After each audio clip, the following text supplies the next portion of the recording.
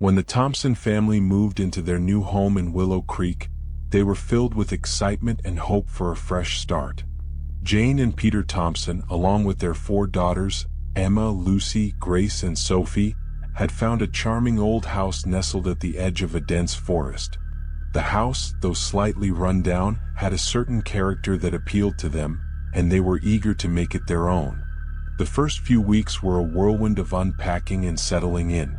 The girls explored every nook and cranny of the old house, their laughter echoing through the empty halls. Jane and Peter worked tirelessly to transform the dilapidated structure into a cozy home. However, it wasn't long before strange occurrences began to disrupt their newfound happiness. One evening, as Jane was preparing dinner, she heard soft whispers coming from the living room. She paused, listening intently, but the whispers ceased as suddenly as they had begun. Dismissing it as the wind, she continued with her cooking. But the whispers returned, growing louder and more insistent with each passing day. Emma, the eldest daughter, was the first to experience the paranormal activity firsthand.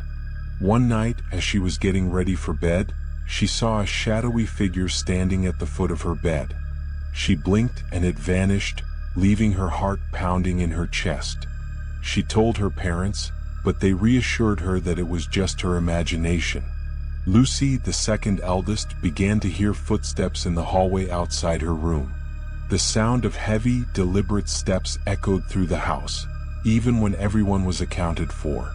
She tried to ignore it, but the footsteps seemed to follow her, growing closer and more menacing with each night. Grace and Sophie, the youngest of the 4, were the most affected by the haunting. They both spoke of a woman in white who visited them at night, standing silently by their beds. The woman's face was obscured by a veil, but her presence was unmistakably malevolent. The girls were terrified, clinging to each other for comfort. The activity escalated when Peter discovered an old, locked basement door. Determined to investigate, he found the key hidden in a dusty drawer and unlocked the door. The basement was dark and musty, filled with old furniture and forgotten relics. At the far end of the room, he found an ancient, tattered journal. The journal belonged to the previous owner, a woman named Margaret Blackwood. Margaret had been a widow who lived alone in the house for years, her mind slowly deteriorating. The journal detailed her descent into madness, driven by the loss of her husband and children. She had performed dark rituals in an attempt to bring them back, binding their spirits to the house. As Peter read the final entry, he felt a cold breath on the back of his neck. He turned, but there was no one there. The air grew thick with an oppressive presence, and he hurried back upstairs, the journal clutched tightly in his hand. Jane and Peter knew they couldn't ignore the haunting any longer. They sought the help of a local historian who confirmed the dark history of the house. Margaret Blackwood's spirit was trapped, consumed by her grief and anger. The historian suggested a cleansing ritual to free the spirits and bring peace to the house. That night, as a storm raged outside, the Thompson family gathered in the living room. They lit candles and recited the cleansing incantation, their voices trembling with fear. The air crackled with energy and the oppressive presence grew stronger. Shadows danced on the walls and the whispers grew louder.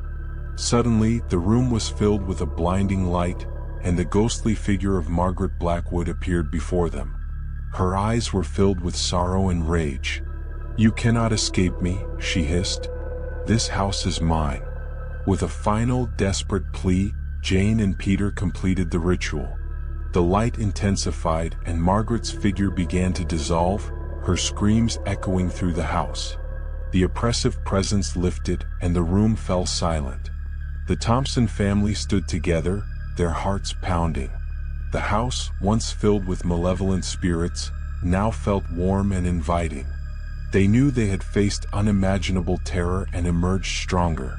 The memories of the haunting would stay with them forever, but they had reclaimed their home and brought peace to the restless spirits of Willow Creek.